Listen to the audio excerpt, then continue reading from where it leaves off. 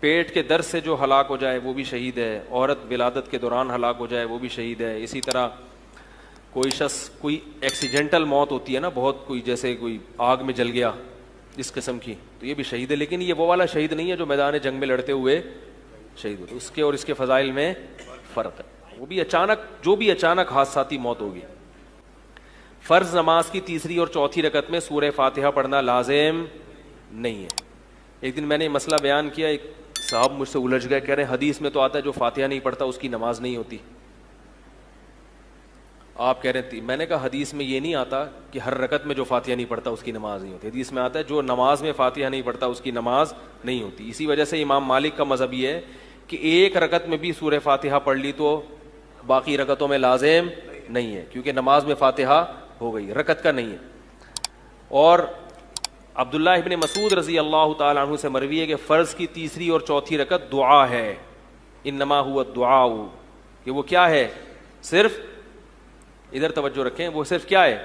تو عبداللہ ابن مسعود رضی اللہ تعالیٰ عنہ بہت بڑے فقیہ تھے, ان کا فتویٰ ہمارے لیے دلیل کے طور پر کافی, وہ نبی کی نمازوں کو ہم سے زیادہ جانتے تھے. تو ہر رکعت میں سورہ فاتحہ پڑھنا لازم, فرائض کی ہر رکعت میں لازم نہیں. اور الزامی جواب, اگر آپ کہتے ہو کہ ہر رکعت میں سورہ فاتحہ پڑھنا لازم ہے اس لیے کہ حدیث میں آتا ہے کہ جو فاتحہ نہیں پڑھتا اس کی نماز نہیں ہے, تو صحیح مسلم میں پوری حدیث یوں ہے جو فاتحہ نہیں پڑھتا پلس اس کے ساتھ قرات نہیں کرتا اس کی نماز نہیں ہے. تو پھر آپ تیسری چوتھی رکعت میں قرات کو بھی لازم قرار دیں.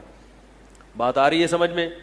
اور جس بیس پر آپ نے امام کے پیچھے فاتحہ کو واجب قرار دیا تو اسی حدیث کی بیس پر پھر امام کے پیچھے فاتحہ کے ساتھ تلاوت بھی, بولو بھائی, واجب ہو جائے. کیونکہ حدیث میں کیا آ رہا ہے, جو فاتحہ نہیں پڑھتا اور اس کے ساتھ تلاوت نہیں کرتا اس کی نماز نہیں ہوتی. حدیث میں داڑھی وغیرہ کو کالا رنگ کرنے کی ممانعت ہے, اور بعض علماء جیسے طارق جمیل صاحب اور ایسے ہی الیاس گھمن صاحب داڑھی کا رنگ کالا کرتے ہیں. بھائی کالا نہیں کرتے, مولانا الیاس گھمن صاحب کا تو مجھے نہیں پتا, لیکن مولانا طارق جمیل صاحب کالا نہیں کرتے, داڑھی کو براؤن کرتے ہیں.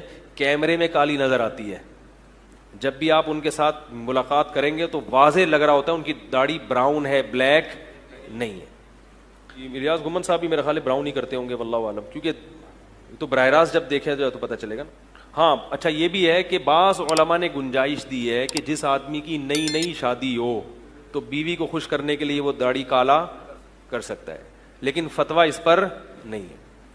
تو اگر مولانا الیاس گھمن صاحب کی ہو سکتا ہے بالکل نہیں, کیونکہ وہ بھی ہماری طرح شادیاں کرتے ہی رہتے ہیں, رپورٹیں آتی رہتی ہیں, تو شاید انہوں نے کوئی نئی شادی کی ہو جو ہمیں پتہ نہ چلی ہو, تو بیوی کو خوش کرنے کے لیے اس قول کا سہارا لیا ہو.